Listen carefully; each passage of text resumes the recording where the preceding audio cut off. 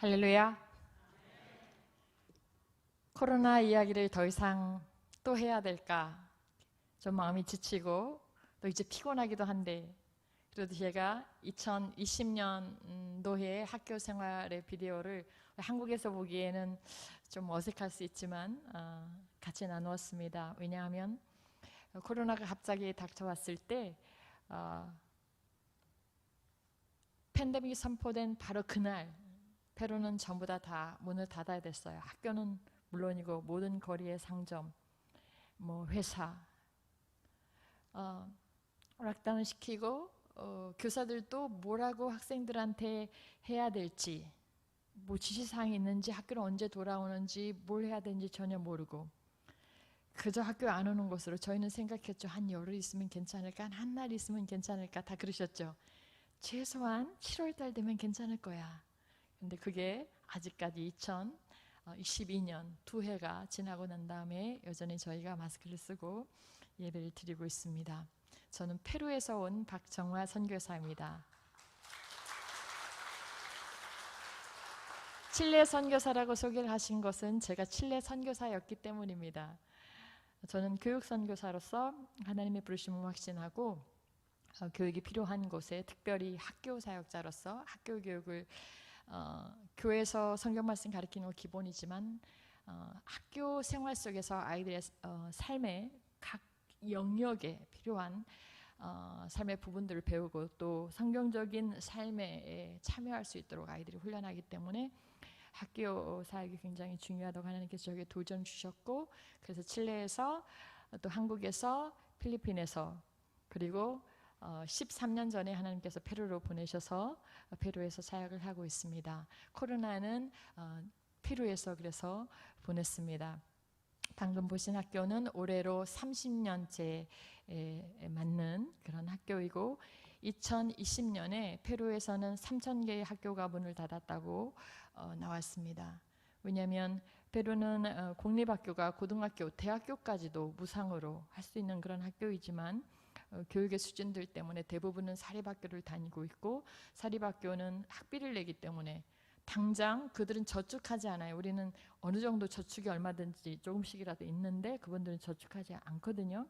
그래서 오늘 일하지 않으면 다음 주에 먹을 게 내일 먹을 것도 없을 수가 있어요. 그러니까 학비는 준비되지 않은 거죠. 그래서 이제 공립학교는 학비 안 내니까 보낸다고 하면서 아이들의 학습이 와해됐고, 또 거기에 특성상 그래서 3,000개 학교가 문을 닫고 또 5,000명의 교사들이 직업을 잃고 또 수없이 많은 아이들이 공부를 하지 못하고 그냥 교사들이 전화로 숙제 내준 거 할 때에 정말 주님의 은혜로 하나님의 학교를 세워준 호산나는 처음 일주일만 숙제로 내주는 것으로 하고 바로 수업을 했어요. 그래서 교사들이 자기 집에서 가르치는 거예요. 학교에서 한국처럼 와서 가르칠 수 있는 상황이 안 되고 학교에 교사들 오는 것이 불법이 됐기 때문에, 그래서 각자 교실에서 가르치고 아이들은 집을 교실로 꾸며서, 아까 발표하잖아요. 학부형님들도 다 하시죠. 집에서 다 하신 거예요. 각자 집에서 하고 자기 아이들이 공부를 할 수 있도록 최선을 다해서 지원을 해줬고, 기도든 성경 공부든 예배이든 수학 시간, 국어 시간이든 수학 시간이든 음악 시간이든, 그래서 그 해에 정말 하나님의 은혜로 할 수 있었는데, 이것이 호산나의 혼자 힘으로 할 수 있는 것이 아니고 제가 잘해서 할 수 있는 것이 전혀 아니고요. 제가 너무너무 놀라서 하나님 어떡합니까? 전혀 준비되지 않은 이 상황을 다른 분들은 여러 가지 생활 때문에 곤란하고 또 질병 때문에 곤란한데, 저는 이 아이들을 어떻게 해야 됩니까? 이 아이들은 공부하는 것이 숨 쉬는 거나 똑같은데. 그래서 기도하고 또 아무도 중단 없이 수업을 할 수 있도록 어떻게 할 수가 있습니까? 모든 교사들과 교직원이 거기에 80명 있는데 월급을 주지 않고 일하라고 할 수도 없고, 처음으로 28년 만에, 물론 처음에는 한국교회가 지원해서 다 시작을 했겠지만 이제 자립한 지 벌써 몇십 년이 됐을 텐데, 이 선교는 하나님의 선교이고 하나님이 한국교회를 부르셔서 함께 하시는 선교이기 때문에 주님께서 하실 것입니다. 그리고 한국의 교회에 요청을 했고 많은 교회에서 헌금을 보내주셨고 여기 산돌교회 성도님들께서도 또 본인 쓰실 것 내려놓고 주시고 기도해 주시고 그래서 페루는 아까 저기 오타가 나왔는데 인구 10만 명당 사망률이 아직도 세계 1위일 거예요. 그리고 코로나가 막 올라갈 때는 그 인구 몇천 명, 몇천만 안 되는데 다른 큰 나라에 비해서 근데 세계에서 뭐 몇 번째로 뭐 코로나 사망자가 많고 숫자가 많다라고 할 때 끝까지 학교에서 나가는 아이들이 없이 하나님 이 아이들이 주님의 학교 와서 공부하지 않습니까? 그의 정말 하나님께 정말 주의 은혜로 모든 성도님들과 함께 기도해 주시고 또 물질로 후원해 주시고 전화해 주시고 어떤 분들은 마스크를 보내주시고 마스크 못 보내요. 보낼 수가 없는 건데 의교 행랑으로 왔어요. 대사관에. 그런 놀라운 기적 가운데 그 시간을 보냈습니다. 너무나 감사를 드리고요. 정말 주께 영광을 돌립니다. 호산나 학교는 조금 이따 나오겠지만 우리 선교부 총회에서 파송받은 선교사님을 통하여 설립이 됐고 저는 두 번째 선교사로 가서 주께서 맡기실까지 할 텐데 하나님의 사람들이 하는 학교가 주의 이름으로 하는 학교가 그저 흐지부지 할 수가 없잖아요. 박진우 선교사님이 잘하셔서 그 학교가 제가 갔을 때 벌써 그 도시에서 가장 잘하는 학교였기 때문에 저는 어떻게 하면 이걸 할 수가 있을까? 정말 유지라도 잘할 수 있어야 되는데 저는 도저히 그만한 능력자가 아닌데 어떡합니까? 주의 은혜로 벌써 거기 간 지 13년이 됐고 지금까지 사역을 하고 있고 거기에서 하나님의 사랑으로 아이들이 주의 말씀 가운데 자라고 있습니다. 너무 감사를 드립니다. 주께 영광을 돌립니다. 오늘 제가 페루 선교사여서 페루에 대해서 잠깐 나누려고 해요.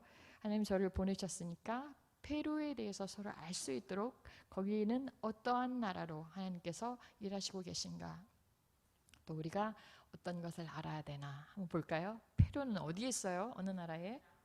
남미에 있어요. 그죠? 남미. 거기 아메리카예요. 그죠? 거기도 아메리카예요. 아메리카노라고 해요. 그죠? 아메리카노. 그게 커피 이름이 아니고요. 거기 사람 이름이에요. 아메리카노. 수다메리카노. 예, 남쪽에 계신 아메리카노들인데 저기 페루의 국장인데 한번 보겠습니다. 그 다음에 넘겨주세요. 어디에 있어요? 페루가? 그 저기 남아메리카의 왼쪽에 있어요? 오른쪽에 있어요? 저기에 있어요. 이렇게 날개치고 이렇게 한 것 같아요. 힘차게 날아오려고. 눌러주세요. 네, 저희가 페루고요. 우리나라에서 갈 때 저쪽 북쪽을 통해서 이렇게 가야 돼요. 그 다이렉트로 못 가요. 비행 시간이 너무 길어서 주유가 안 되니까. 그래서 미국이나 캐나다를 거쳐서 가거나 아니면 네, 넘겨주세요. 아니면 여기에서 유럽을 거쳐서 그 다음에 페루로 가는 방법이 있어요. 그래서 거기서 직항이 없고 에스파냐, 스페인으로 가면 스페인에서 남미로 가는 비행기가 있고 아니면 프랑스, 독일, 영국 많이 있습니다. 네. 페루는 아까 그 검정 거 한 거 있잖아요. 그 모양을 떼면 이렇게 생겼어요. 뭐 색깔이 굉장히 다르잖아요. 나라가 가지고 있는 다양성 때문에 그래요. 저기 밑에 노란색이 있고 중간에 또 밤색이 있고 초록색이 있는데 노란색은 해안 지방, 그 다음에 밤색은 산악 지역, 그 다음에 초록색은 정글 지역이에요. 그래서 우리가 아마존 그럴 때 브라질만 생각나시잖아요.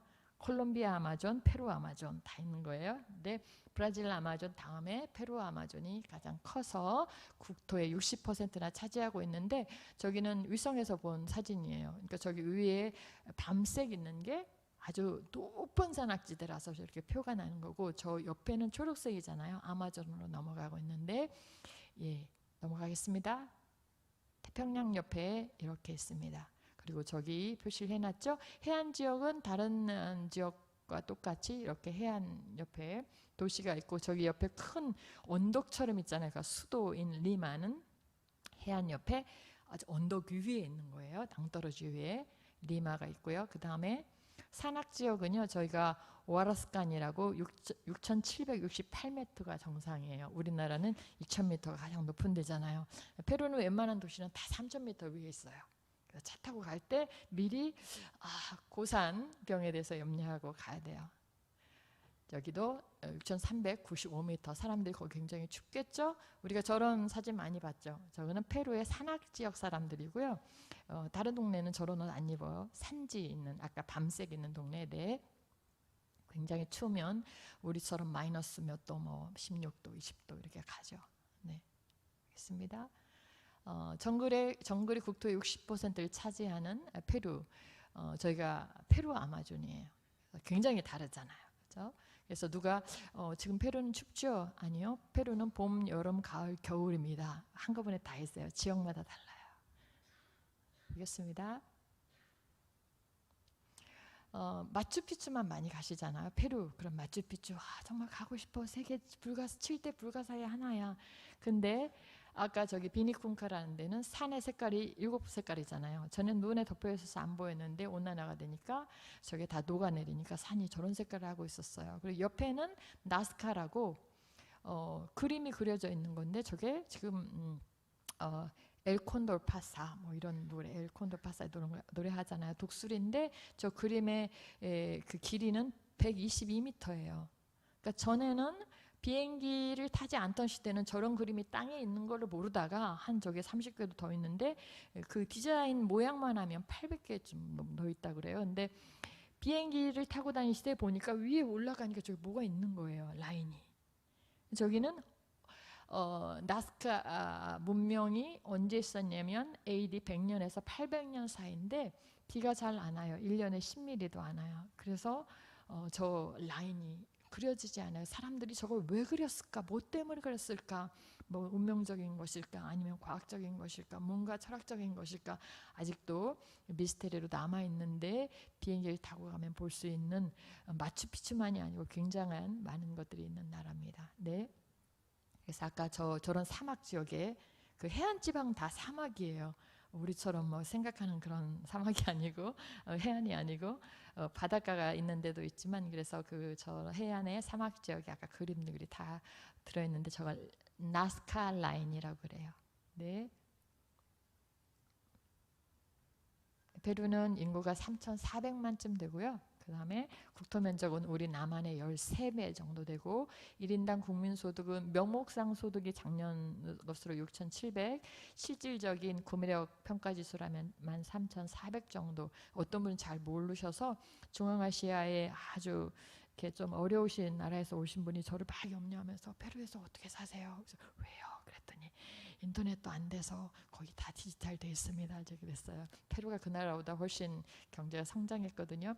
종교는 기본적으로는 이제 전에는 다 카톨릭이 뭐 99%뭐 이러다가 많은 선교사들이 특별히 페루는 그 정글 지역에 와서 많이 수고를 했고 기독교가 14.1%라고는 하지만 우리나라도 마찬가지로 그 퍼센테이지가 실제적인 신앙인이라고 볼 수는 없어요. 그래서 교회는 그렇게 강하지 않습니다.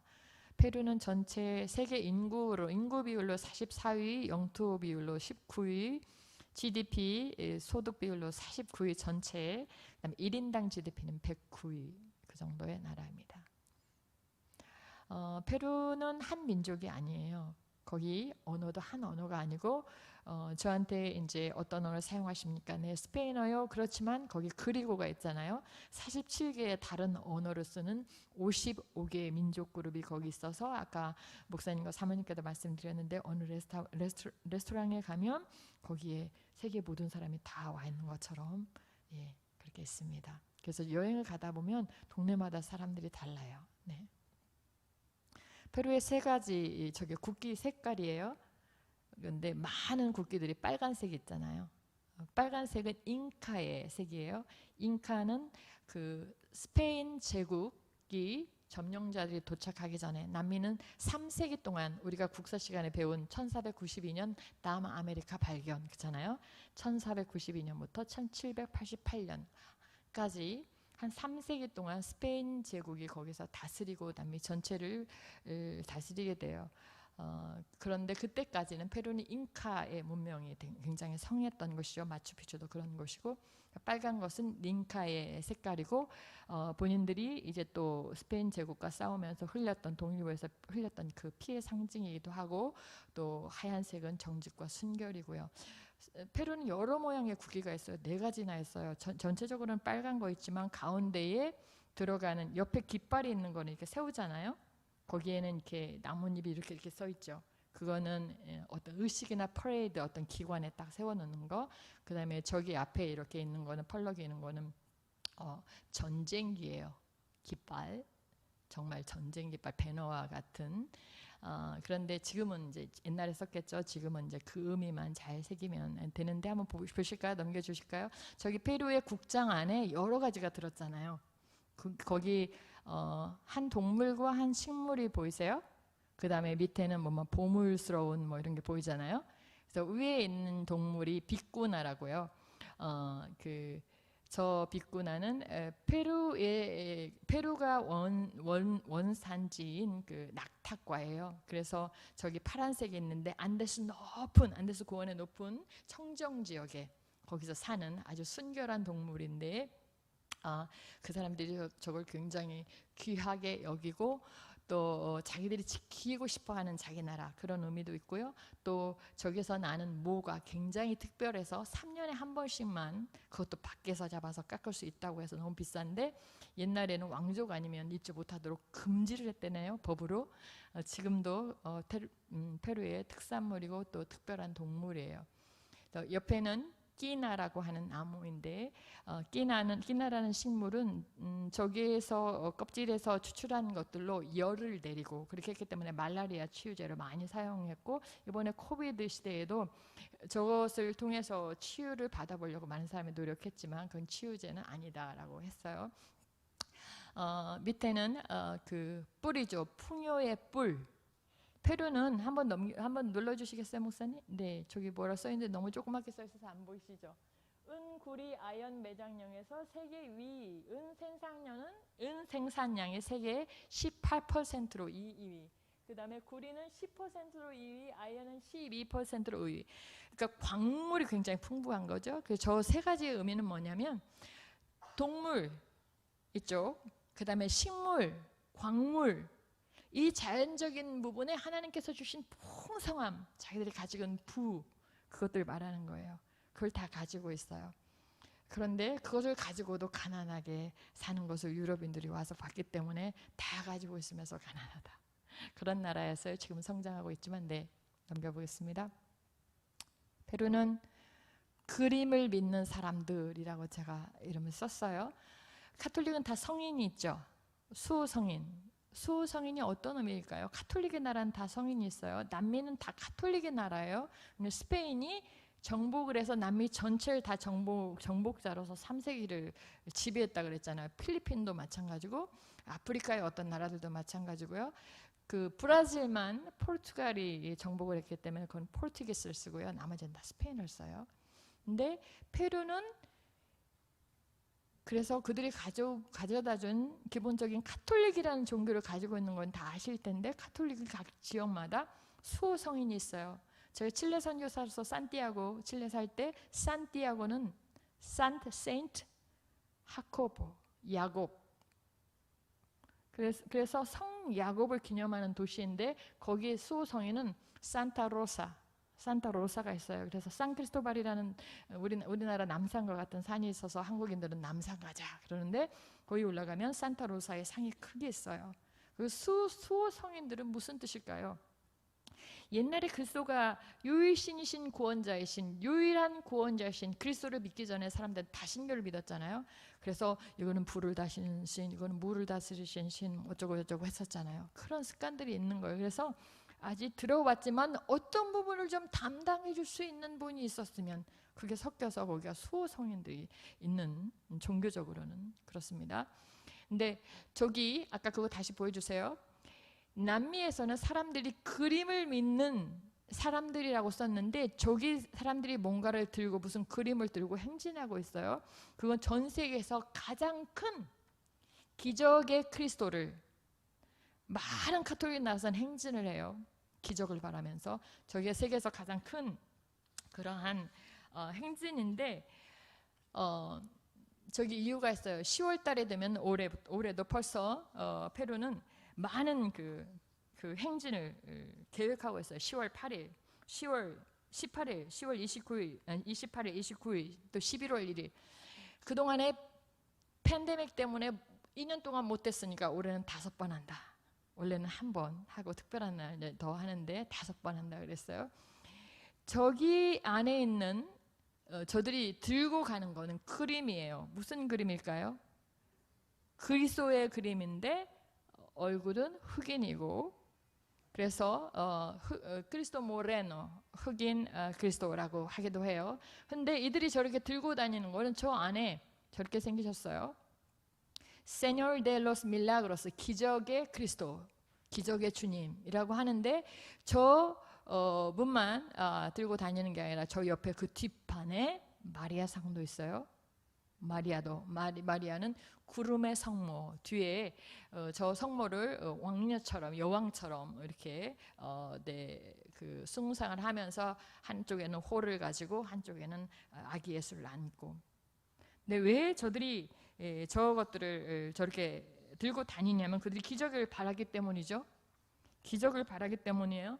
저 그림은 1651년에 베니토라는 앙골라인이 페루에 흑인들도 많이 있어요. 그 시대에 어떤 필요 때문인지 알겠죠? 흑인들도 많이 있었는데 페루 앙골라에서 왔던 베니토라는 분이 그림을 그렸어요. 그리고 그 많은 사람들이 또 저 그림들을 이제 옆에서 같이 본 사람들이 아마 같은 분들일 것이에요. 그런데 이 그림이 언제 알려졌냐면 이분은 1651년에 그랬는데 1655년 11월 3일에 페루는 지진이 많은 나라예요. 환태평양 그 불고리 안에 있죠. 큰 지진이 나서 수천 명의 사람들이 죽고 모든 것이 다 무너졌는데 저 그림이 있는 그 벽이 안 무너지고 있었어요. 수없이 많은 사람들이 집을 잃고 유랑자처럼 살아야 되는데 저거는 안 무너진 거예요. 그래서 와, 여기 그리스도가 그림이 있는데 안 무너졌으니까 이거는 특별한 하나님의 은총이 있는 그림이다라고 생각하기 시작했겠죠. 사람들이 어느 금요일에 모이기 시작합니다. 또 다른 사람들이 더 찾아오기 시작하고 몸이 커졌어요.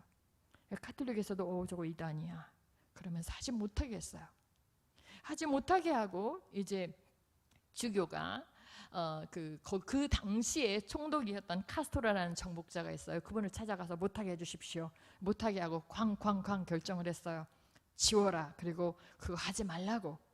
그런데 첫 번째 사람이 지우러 사다리로 올라갔는데 자기들 벌써 안에 그 신앙이 있기 때문에 덜덜덜 떨고 쓰러져 버렸어요. 두 번째 사람이 이렇게 올라가는데 이게 긁으려고 하니 잘 안 긁어진다고 못했어요. 세 번째로는 좀 더 담대한 어떤 왕족이 딱 올라가셨는데 그분의 말로는 전설에 의하면 저 그림에서 오히려 더 빛이 나며 저 상에서 그 다음에 여기 써있는 이 관이 녹색으로 변하며 그래서 결국 못했어요. 그리고 그 이야기들 다 전해줬겠죠. 그리고 한참 있다가 다시 한번 지진이 났어요. 1687년 10월 새벽 4시 45분에 또 굉장히 큰 지진이 나서 다 쓸어갔는데 저 벽은 어떻게 됐겠어요? 가만히 있는 거예요. 그래서 그때 이제 가톨릭이 그것들을 인정했어요.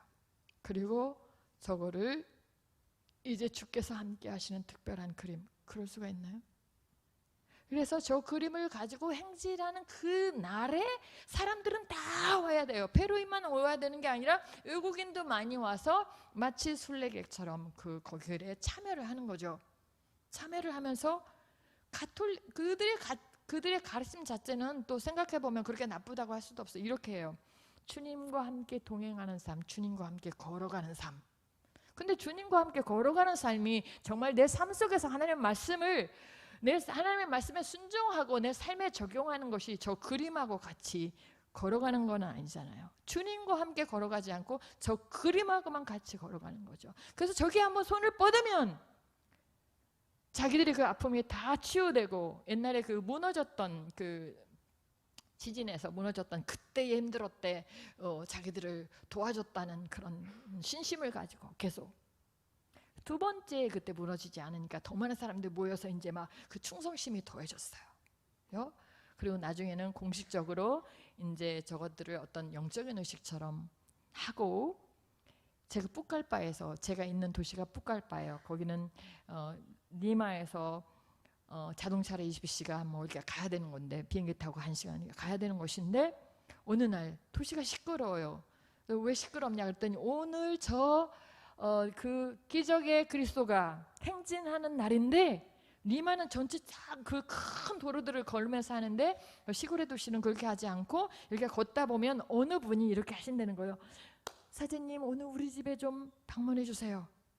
그러면 그 집은 오늘 그리스도를 내 집에 모시는 날, 난리가 나는 거죠. 그래서 큰 환영 준비를 하고, 잔치를 준비하고, 그리스도가 그때 자기 집에 오신다고 춤을 추고, 그리스도는 이미 오셨을 건데, 정말 그렇지 않으면 저 상이, 저 그림이 온다고 그리스도께서 오시는 게 아닌데, 그래서 그리스도를 믿는다는 것보다는 저 상을 믿는 거죠. 그래서 내가 거기를 향하여 손을 뻗고 그 그림이 내 집에 오면 내 집이 복을 받고 모든 이상한 것이 다 달아나고, 굉장히 종교성이 강해요. 특히 거기 60%나 정글이 있기 때문에. 그래서 사람들이 영에 대해서 굉장히 무서워해요. 저희 선교 부지에 어떤 침입자들이 들어와가지고 이제 같이 대치하게 됐는데, 이제 사람들이, 동네를 지키는 사람들이 왔어요. 지키고 있는데 오늘 이 사람들이 두렵고 떨고 있는 거예요. 왜? 그랬더니 저쪽의 사람들이 오늘 이쪽을 향하여 뭐 영적인 외침을 했다는 거죠. 그래서 당신들이 어제 찬양했다며, 당신들이 어제 기도했다며, 당신들이 여기 하나님의 땅이라고 지킨다며, 더 큰 소리를 외치고 그쪽을 향하여 손을 뻗어서 외쳐라. 막 두려워해요. 왜냐하면 저들이 우리를 저주했으니까 우리한테 악한 것이 올까 봐. 그런 종교성이 있는데 그거는 전혀 성경과 상관없는 것이죠. 남미가 가톨릭이 정복자들과 함께 들어와서, 가톨릭은 정복자들과 함께 춤추고 라는 말이 있어요. 그들이 안 그런 사람들도 있겠지만 정복자가 필요한 것들을 주면서 수없이 많은 것들이 섞여지면서 기독교 아닌 것이 기독교인 양 그렇게 나타나고 있고, 저 행진은 얼마나 중요하냐면 전체 가톨릭을 다 결집시키는 날이에요. 저게 가톨릭이 다 결집되는 날이에요. 엄청나게 또한 헌금을 하면서 자기들이 필요한 또 성전 같은 걸 짓고, 저 그리스도를 모시기 위한 성전도 벌써 1700몇 년도에 다 지었죠. 지금도 계속해서 그 일들을 하고 있습니다. 그게 페루의 가톨릭의 현실이라는 것을 함께 나눕니다. 넘어가겠습니다.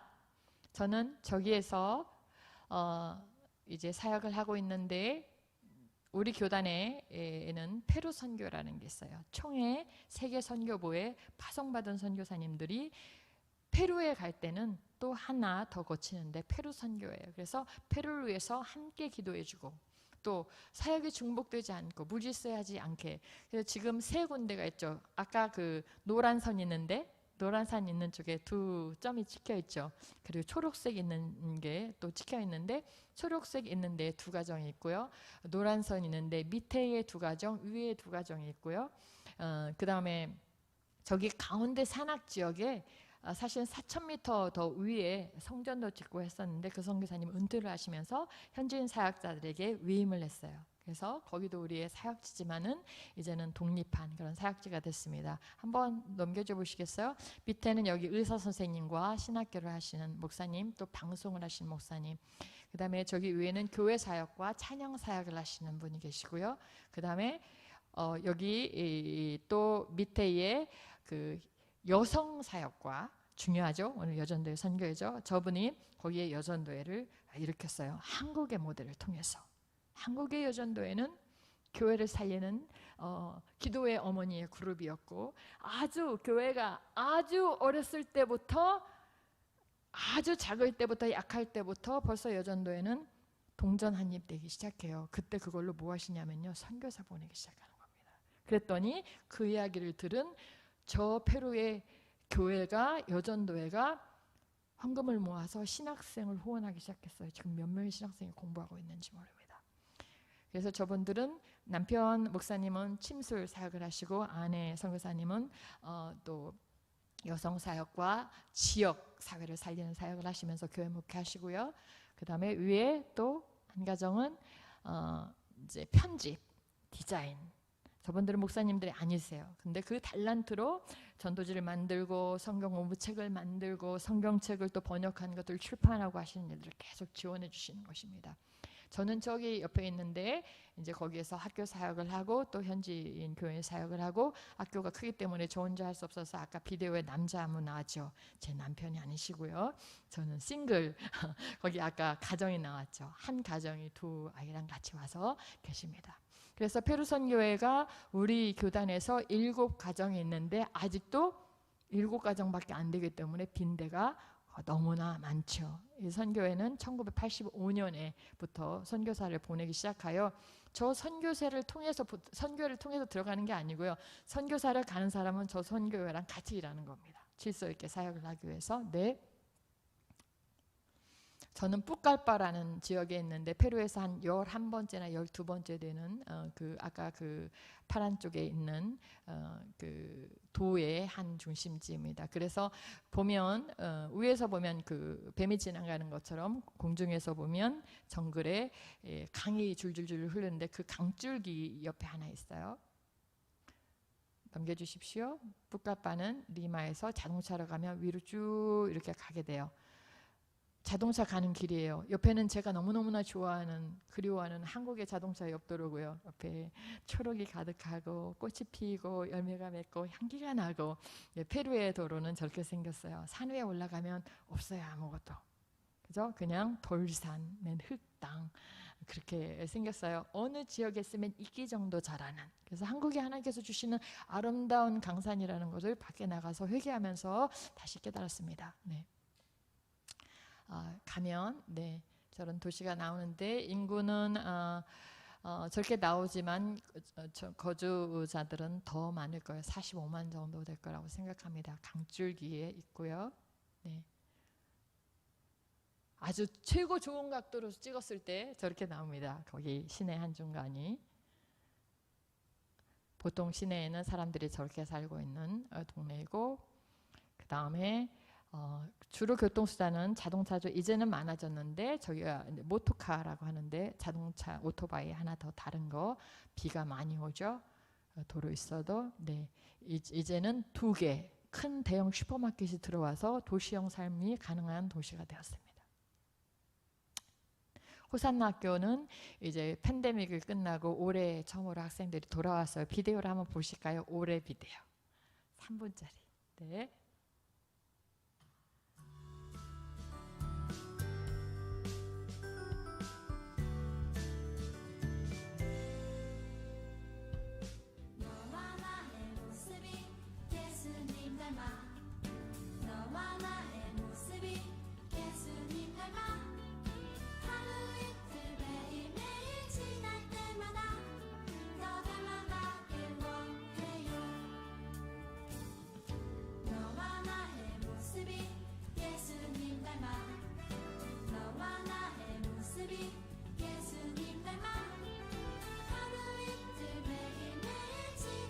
초등교실이고요.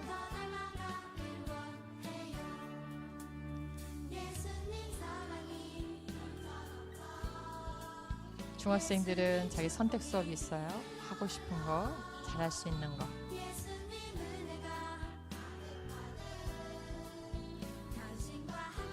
다 선택 수업 시간이에요. 하나님 주신 달란트를 자기들이 스스로 보고 더 개발해 갈 수 있는 기회를 최대한 주려고요. 지방이라서 많이 없는데 어렵지만 계속하고 있습니다. 수업 시간이에요. 선택 수업 시간. 이거는 초등 필수 로봇 시간인데 아마 전날 사진만 찍은 것 같아요. 왜냐면 책상이 깨끗한 거 보니 거기 막 노트북도 있어야 되고 막 자료도 있어야 되는데 없어요.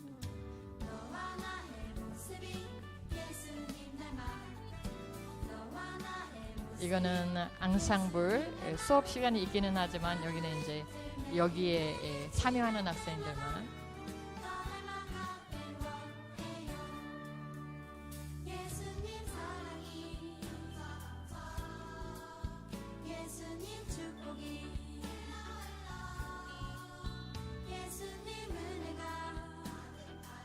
원래는 제가 찬양인도 안 하는데 그날 좀 힘이 없어서 제가 하고 있었어요. 성경 선생님들입니다.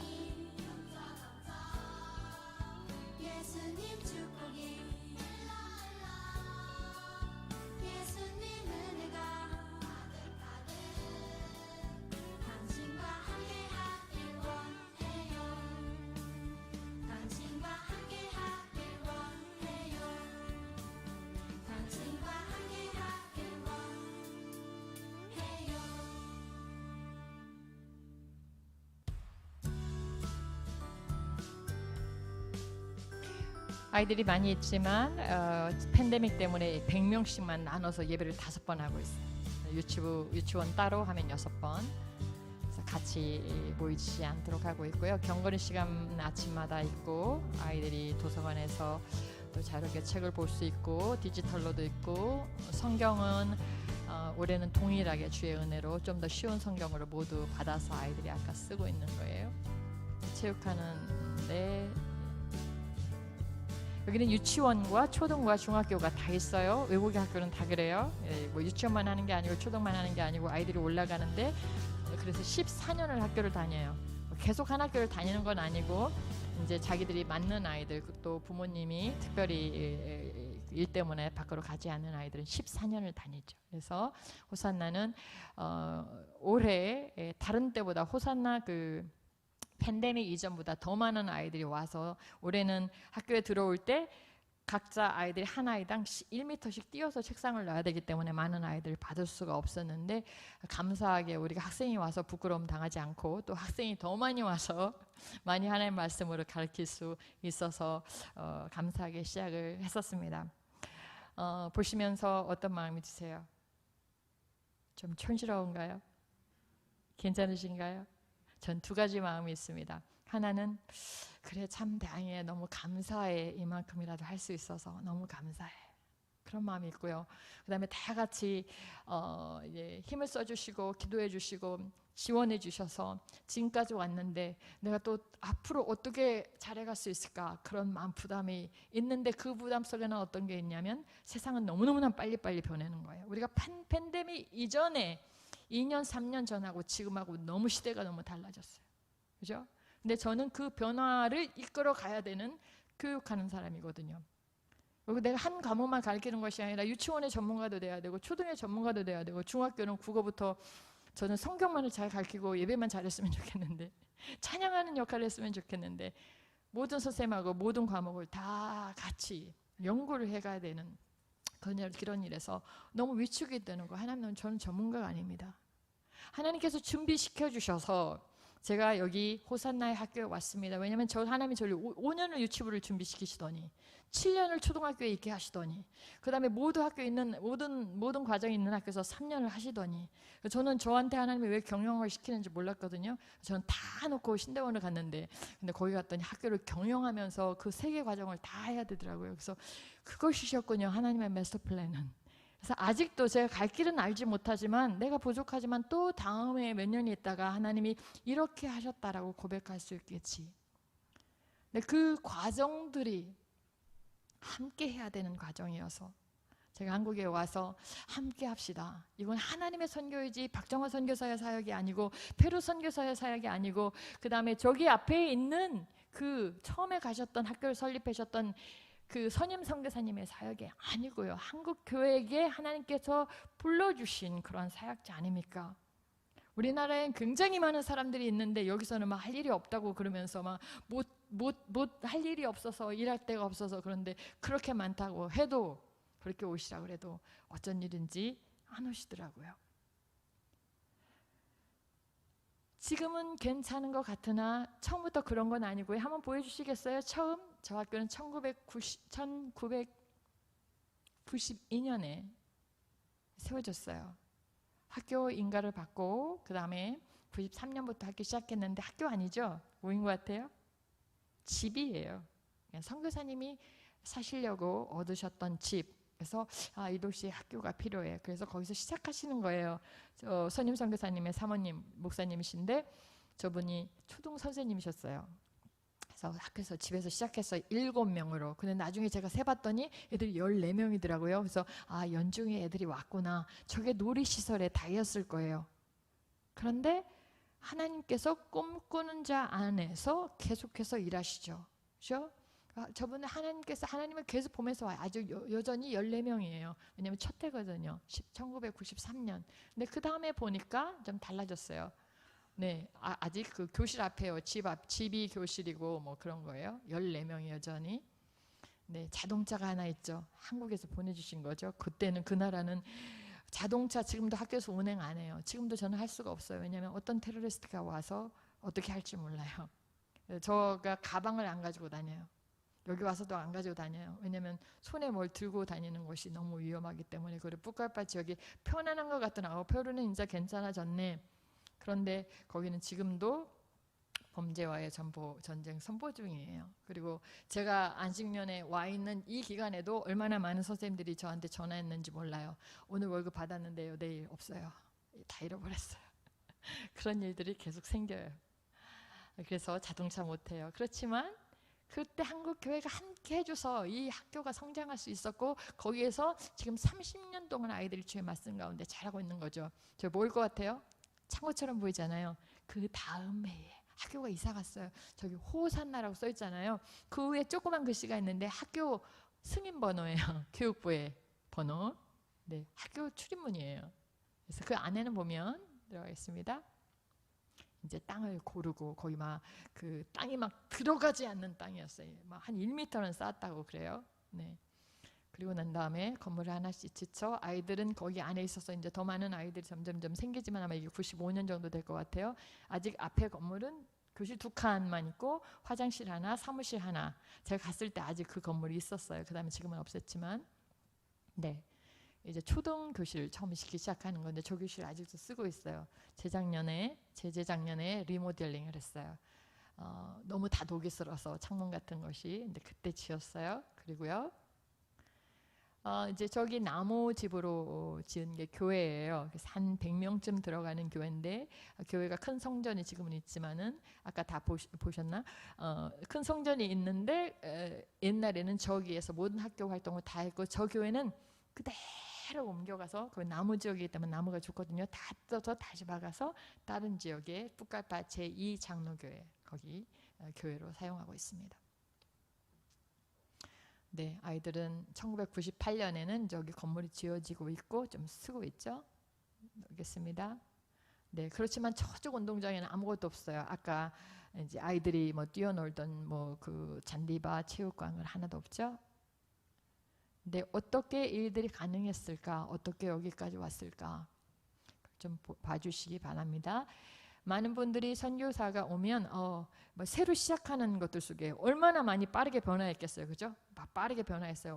올해는 학생이 14명이었다가 내년에는 45명이 됐어요. 그 다음에 뭐 50명이 됐어요. 그 다음에 100명이 됐어요. 와, 네, 저한테 물어보더라고요. 그때 학생이 600명이었으니까 지금은 800명쯤 되죠? 그래서 제가 600명인데요. 안 늘었어요? 교실이 없어요. 그게 정원이에요. 더 못 늘어요. 교사도 없고요. 네. 네. 7월 달이 되면 아이들 독립기념 행진을 하는데 할 데가 없어서 지금은 잔디 못해서 그냥 하고 있네요. 계속 학교는 성장하고 있었어요. 넘겨주세요. 빨리 넘겨주셔도 됩니다. 네. 아직 하나도 안 지어졌고 이제 99년이 돼서야 지어지기 시작해요. 지금 같으면 빨리 되겠지만 다른 교사 지금은 저 건물들이 다 3층까지 있고 옥상도 있어요. 네, 체육관 처음으로 생겼는데 저기서 막 태권도를 배워서 또 막 센세이션이 일어났어요. 그죠? 지금 아무도 태권도를 가르쳐주러 안 오시네요. 첫 성전에 그 작은 성전에서 너무너무 하나님을 사랑하면서 그때 있었던 아이들 너무 좋아해요. 네. 지금은 다 30몇 살이 됐죠. 여기 호산나 이제 올해 30주년을 맞이하여서 지난 주간이 개교기념 기간이었어. 아이들 개교기념 그림대회에서 그린 거예요, 똑같이. 네. 앞에 아까 문 있던 거기는 이제 지금 이렇게 생겼고요. 물론 사진이니까 더 옆에 보이고요. 실제로 가면 그렇게 예쁘지는 않고요. 유치원은 저쪽 한쪽에 다른 건물이 있습니다. 그래서 뒤쪽에 유치원은 분리되어 있고 아이들이 체육하던 아까 그 텅 비었던 면 이렇게 변해 있고요. 그다음에 저기 뒤에 수영장도 있는데 거기에 와 수영장도 있어? 그거 아니고요. 거기는 정글 지역이라서 학교에 다 수영장 있어요. 그죠? 다는 아니고 이렇게 큰 학교는 다 있고요. 아이들은 성전에서 이제 예배 드리고 지난 주간에 개교 기념 행사를 하면서 찬양팀도 있고요. 아이들은 거기서 이제 발표를 했죠. 뭐 할까요? 개교 기념 중간에 일주일 동안 여러 가지 발표를 하는 것 같지만 사실은 우리가 누구인가를 배우는 거예요. 그 아이들은 날마다 배우는 것이 찔르기만 하면 에베소 2장 10절을 해야 돼요. Somos hechura de Dios creados en Cristo Jesús para buenas obras. 우리는 그의 만드신 바라 그리스도 예수 안에서 선한 일을 위하여 지으심을 받은 자니 이 일은 하나님께서 전에 예비하사 우리로 그 가운데서 행하게 하려 하심이라. 그래서 우리는 그의 만드신 바라, 우리는 하나님이 창조하신 하나님의 아들과 딸입니다라는 분명한 자기 아이덴티티를 갖게 가르쳐요. 그래서 졸업한 지 이제 30년 주간이니까 12월에 이렇게 홈커밍 데이가 있는데 오면 무조건 붙여. 에베소서 2장 10절. Somos hechura de Dios. 우리는 그의 만드신 바라 그리스도 예수 안에서 선한 일을 위하여 지으심을 받은 자니. 아이들은 공부하면서 계속 너는 누구야? 나는 하나님의 아들이야. 예수 그리스도를 왜 믿어야 돼? 우리는 죄인이기 때문에 예수 안에서 새롭게 다시 태어나야 돼. 너 왜 여기서 공부해? 무엇 때문에 꿈을 꾸면서 대학을 준비해? 무엇 때문에 아까 그 음악 뭐 이런 거 전부 다 참여하고 있어? 내가 선한 일을 위하여. 그 목표가 분명해요. 그래서 발표하면서 이제 배우죠. 근데 이제 학교니까 전통적인 것들도 배운 것들을 발표하고 그 안에서 정말 중요한 거는 호산나 아체 H, 호산나 S, 호산나니까 N, HSN의 가치가 있어요. 여기는 H는 스페인어로 하면 honradez, 내가 정직, 신의, 신실.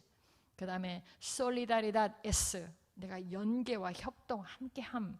그 다음에 N, nobleza, 내가 주 앞에서 하나님의 자녀로서 명예를 지키며 내가 살 수 있도록 그 가치를 계속해요. 아이들은 대회를 성경 암송대회 하고 또 그런 발표를 하면서 아까 아무도 알려주지 않았지만 아까 성경 연극하잖아요. 제가 그거 골라서 한 게 아니라 항상 있어요. 누군가는.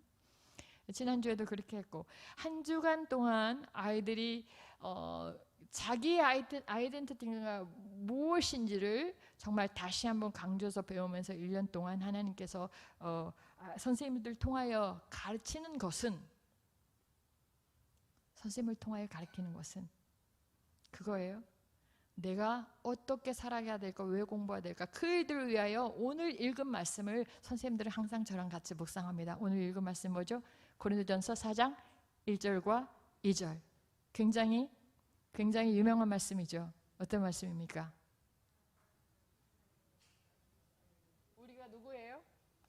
우리가 누구예요? 우리는 사람이 마땅히 우리를 그리스도의 일꾼이요 하나님의 비밀을 맡은 자로 여길지어다. 선생님들이 이걸 모르면 우리 아이들은 아무것도 못 배웁니다. 국어 수업을 아무리 잘하든 영어를 아무리 잘하든 수학 경시에 대해서 뭐 1등을 하든 어쨌든 간에 선생님들께서 정말 아이들이 자기가 누구이고 어떻게 해야 되며 앞으로 무엇을 위해서 살아가야 되는지를 가르쳐주지 못한다면 의미가 없습니다. 선생님들은 이 일들에 대해서 하나님께 부르심을 받은 그리스도의 일꾼입니다. 여기 계신 모든 성도님들께서는, 산돌교회 성도님들께서는, 여전도 회원님들께서는 자기를 누구라고 알고 계십니까? 본인은 어떻게 정의하십니까? 나는 누구의 엄마, 난 누구의 아내, 난 산돌교회 집사님, 산돌교회 권사님, 성도.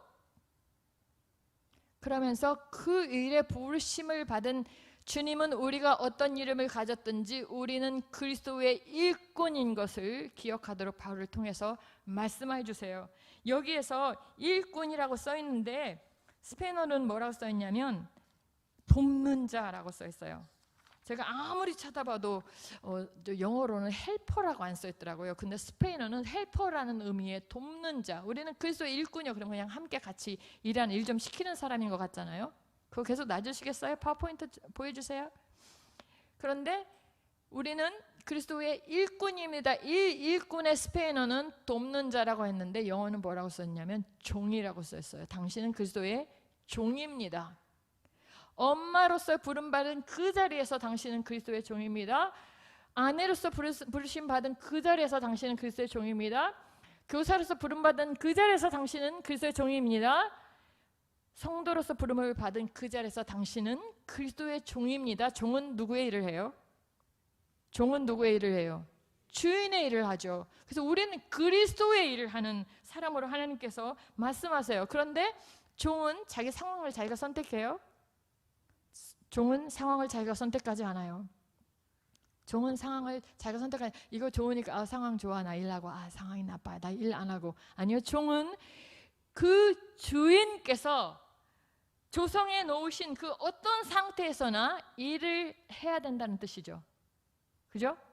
지금이 어떠하든지, 지금이 팬데믹이든지, 아니면은 지금이 밤이든지, 아니면 지금이 낮이든지 새벽이든지, 아니면 저처럼 선교지에서 거기에서 하나님이 목사로 또는 선교사로 또는 교장으로 또는 교사로 아니면 친구로 하나님이 부르셨든지 어디에서든지 하나님이 나에게 주신 그곳의 필요가 무엇인지를 잘 보면서 종은 무엇을 해야 되냐면 주인의 마음을 알으셔야 되겠죠. 주인이 무엇을 하기를 원하시는가. 저는 호산나를 보면서 두렵고 떨림이 계속 있어요. 하나님, 내가 이 학교를 정말 잘 이끌어갈 수 있어야 될 텐데요. 네가 이끌어가니? 그래요, 주님께 내가 맡길게요. 그러면서 혼자 막 걱정하고 있어요. 어떡하지 올해는? 지금 바로 입학 시즌인데 페루는 한 번 입학하면 14년 안 다녀요. 중학교 5년이에요. 대학교 5년이고. 그러니까 중고등학교 5년인데 내가 지금 이 중학교에 있는 이 아이들 좀 더 온 세계 속에 지금 이 시대에 적합한 그런 교육을 시켜줘야 될 텐데, 제가 많은 분들한테 이렇게 얘기해요. 선교지도 디지털화 됐습니다. 거기도 오지 핸드폰 씁니다. 물론 제 건 오지 아니지만 오지 핸드폰 씁니다. 이미 이 세상에 있는 이 시대의 기술은 거기 다 들어갔다는 뜻이에요. 그러면 그 아이들이 꿈꾸고 그 아이들이 보고 그 아이들이 원하는 것들, 그리고 앞으로 해나가야 될 것들도 사실은 그 수인데 막 부담이 막 있어. 어떡하지요? 그런데 주님께서 일하시지 내가 일하시지 않아요. 그래서 나는 종이니까 하나님 계속해서 책임져 줄 그분만 계시다면 나는 주님께 계속 물어가면 될 것이에요. 그런데 어쨌든 간에 나는 거기에서 내가 주관자가 아니고 내가 만들어가는 사람이 아니고 상황이 됐든 아니 됐든 엄마로서 엄마의 역할을 두렵고 떨림으로 하셔야 되는 거죠. 여성교회로서 그 역할을 두렵고 떨림으로 하셔야 되죠. 이것도 정말 주님의 영광 가리우지 않고, 내 아이가 절대 아니잖아요. 제가 호산나의 아이들 내 아들과 딸들 아니어서 함부로 못해요. 그죠? 제가 마음으로 영적으로 내 아들과 딸입니다. 당신 아들 몇 명입니까? 600명이요. 저 결혼 안 했기 때문에 맨날 물어보거든요. 자녀는 어떻게 했어요? 600명이요. 다 알아들으세요. 여러분 자녀들 속에 그 아이들 때문에 두렵고 떨리는 마음이 있어요. 하나님 정말 주님 앞에서 이들을 잘해야 될 텐데, 우리를 부르신 부르심이 자리가 어느 날에 따라서 우리는 주님 앞에 물으면서 그 일들을 묵묵히 주님 마음에 들게 해 가셔야 되는 거죠. 바울은 그렇게 했어요. 주님이 부르신 그 자리 속에서. 근데 바울이 하는 일이 얼마나 바보 같았는지, 바울은 고린도전서 1장 18절에 보니까 이렇게 말했어요. 넘겨주시겠어요? 십자가의 도가 멸망하는 자들에게는 미련한 것이요 구원을 받는 우리에게는 하나님의 능력이라. 고린도전서 1장 18절 19절. 호산나 아이들은 매 학기마다 자기의 외울 말씀이 있어요. 이건 고등학교 졸업반의 1학기 말씀이에요. 많은 말씀을 하면 잊어버리니까 하고 또 하고 하고 또 하고 하고 또 하고 하고 또 하고 하고 또 하고. 십자가의 도가 멸망하는 자들에게는 미련한 것이요 주님이 시킨 대로 하면, 주님이 가시는 대로 따라가면 바보 같아. 그죠? 근데 그 사람들 누구냐면 멸망하는 자들에게는. 한국말은 저렇게 얌전하게 미련한 것이요라고 써있는데 영어는 스페인어는 정말 미친 거 아니야 이렇게 써있어요. 로꾸라. 십자가의 도가 멸망하는 자에게는 정말 미친 거 하는 것처럼 미친 것처럼 보이지만 구원을 받는 우리에게는 하나님의 능력이라. 구원을 받는 우리에게는 하나님의 능력이다. 십자가의 도가 그 10대 아이들이 얼마나 그 복음에 대해서 갈등이 있겠어. 이게 진짜 이거 사실이야? 옛날엔 다 믿어졌는데 예수님의 이 기적 다시 사실이야? 옛날엔 다 믿어졌는데 예수님이 내 길을 형통하게 하시라고 말씀하시는데, 좁은 길을 가도 내 길을 형통하게 말씀하시는데 이거 사실이야? 로꼬라 아니야? 근데 얘들은 저기에서 걸리는 거죠. 그렇게 안 믿으면 내가 멸망하는 자이구나. 십자가의 도가 멸망하는 자들에게 미련한 것이요, 그런데 구원을 받은 우리에게는 하나님의 능력이라. 하나님의 플랜이요, 하나님의 일하시는 방법이 좀 바보 같아서 어떤 영어 성경에 보니까 foolish plan of God, 하나님이 일하시는 방법이요, 좀 사람들한테 그렇게 보인다는 말이에요. 바울이 어떻게 하나님 앞에 살았는지, 그리스도를 그 돕는 자로, 그리스도의 일꾼으로 어떻게 살았는지 우리는 4장 뒤를 보면 알 수가 있어요. 내가 성가건대 하나님의 사도인 우리를 죽이기로 작정된 자 같이 끄트머리에 두셨으며, 찌꺼기 같이 두셨으며, 나머지처럼 주셨으며, 우리는 세계 곧 천사와 사람들에게 구경거리가 되었도다. 마치 끌려가는 죄수처럼 모든 사람들에게 보여졌다고 오늘 보면 그런 느낌으로 써 있어요. 우리는 그리스도 때문에 우린 그리스도 때문에 어리석게 그렇게 살고, 그러나 어리석으나 너희는 그리스도 안에서 지혜롭고. 자기들을 탓하는 사람들, 예수 교회 안에서 있어요. 바보 같아, 자기는 지혜로운 척.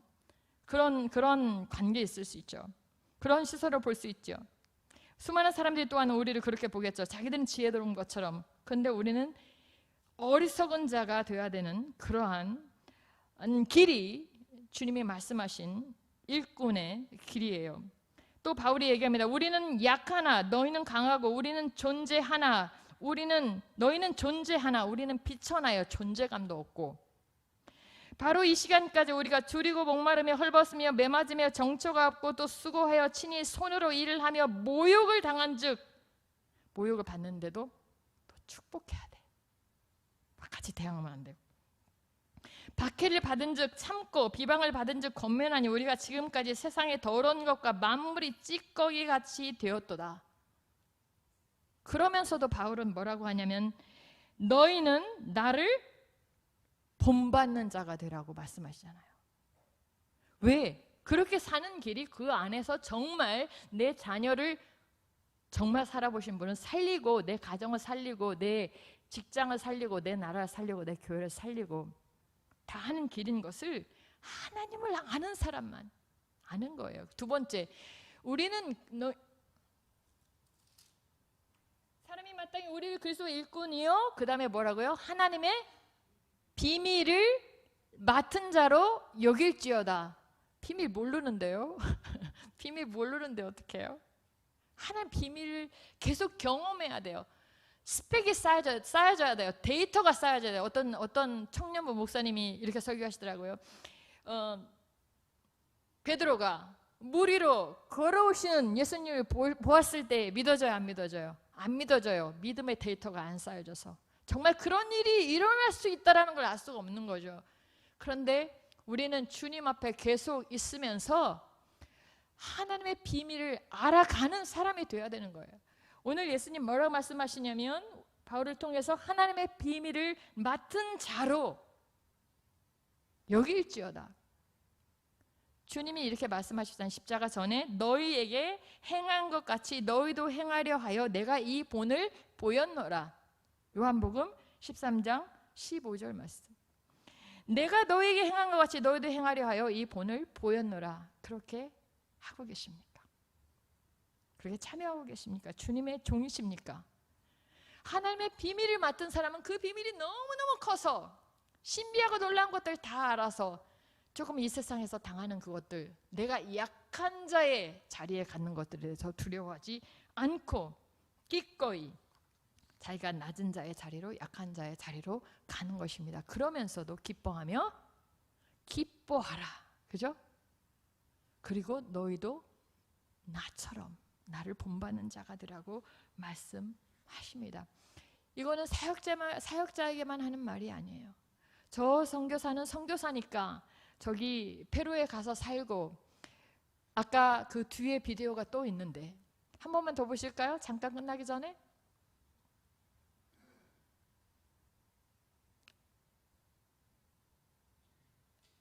앞에 비디오 말고 아까 이 앞에 그 원주민 마을 나온 게 있어요. 앞으로 한번 돌려주시 보시겠어요?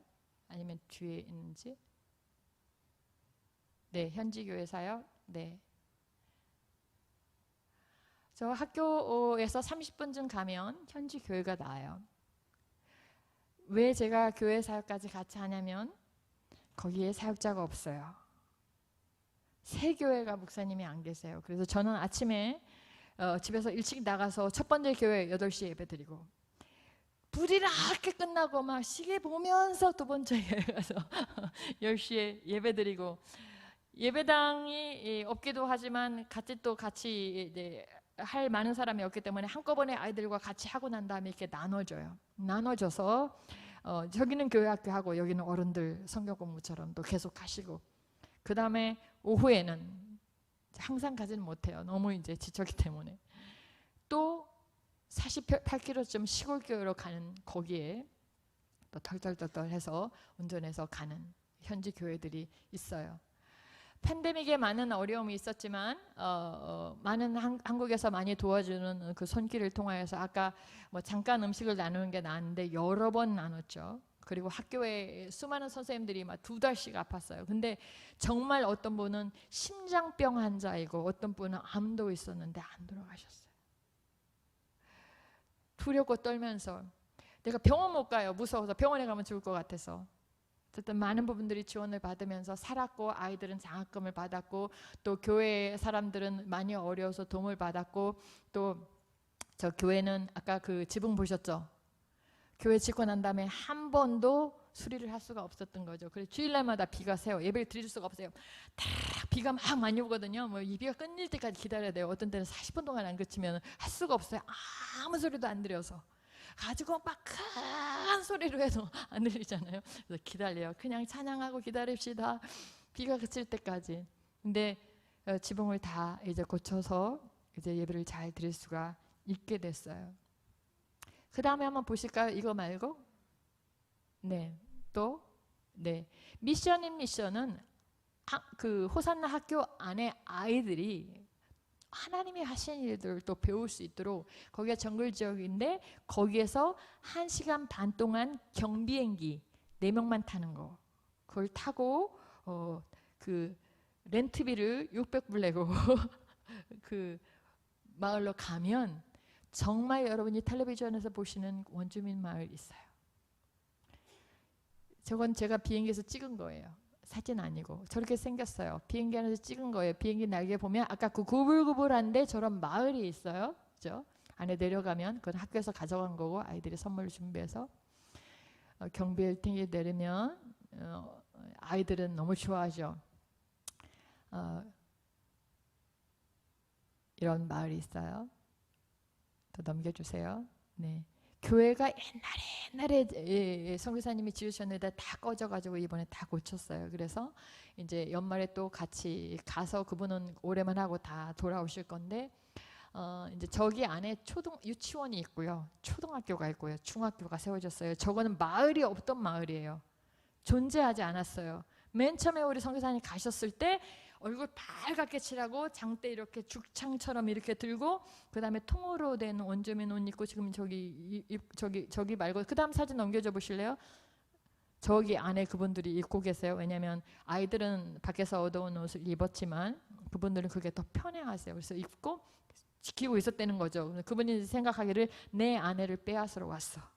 그분은 내 아내를 빼앗으러 왔어. 그래서 이분이 거기 살면서 나는 아내를 빼앗으러 온 게 아니야. 그 보여주고 말을 일으키고 그 다음에 저기 밖에 저기 옆에 왼쪽에 이쪽에 보이는 게 교회잖아요. 너무너무나 허름하죠. 그래도 저기가 전체로 다 모일 수 있는데 이제 새로 다 정비를 했을 거예요. 그래서 이제 가면 이제 또 같이 가서 저는 이제 학교 사역자이기 때문에 그 학교에서 아이들이 성경 말씀 가운데서 배울 수 있도록 그 학교와 연계할 수 있는 그런 프로그램을 할 거고 또 우리 지역 교회가 있는데 거기 페루 교회는 저 교회를 지원하는 일들을 할 거예요. 그래서 계속해서 이 선교가 이어지고 주님 오시는 날까지 될 수 있도록 할 거예요. 안 하면 더 좋죠. 그죠? 안 하면 더 편하죠. 일주일 내내 쉴 시간이 없어요. 전 몇 시간 자는지 모르겠어요. 근데 주님께서 그곳에서 보내셔서 십자가에 못 박혀 돌아가시기까지 하면서 사랑하신 그 한 사람 때문에 가야 되고 해야 되는 일이죠. 오늘 여전도에 헌신 예배를 드리면서 제가 많은 여전도의 이야기는 같이 못 나눴습니다. 그러나 우리 안에 그 하나님의 음성을 들었으면 좋겠습니다. 주님이 나를 어디로 부르셨습니까? 무엇으로 부르셨습니까? 또 어떤 것을 위해서 부르셨습니까? 근데 분명하게 우리의 마음에 내가 누군지를 안다면 오늘 하나님 앞에 바로 응답하여 나갈 것이고, 놀랍게도 오늘 산돌교회는 저녁 예배가 이렇게 많은 분이 예배를 드리시잖아요. 정말 할렐루야, 너무 감사드립니다. 온 땅 가운데 그렇게 하는 사람들이 있다면 또 다른 사람들이 그 영향력을 받을 것이에요. 그런데 요즘에는 안 하죠. 아직도 교회 다녀. 그런 말을 청년들은 나누죠. 아직도 교회가? 인터넷 있잖아. 교회가 안 하는 것이 너무 쉽게 됐어요. 그런데 우리 주님은 계속 하셨어요.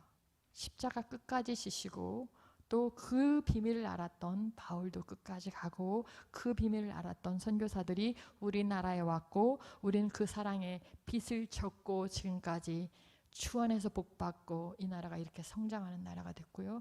그리고 이제 우리가 주님 오시는 날까지 책임져야 되는 또 다른 영역이 있는 것입니까? 선교사로 가주십시오. 선교사로 보내주십시오.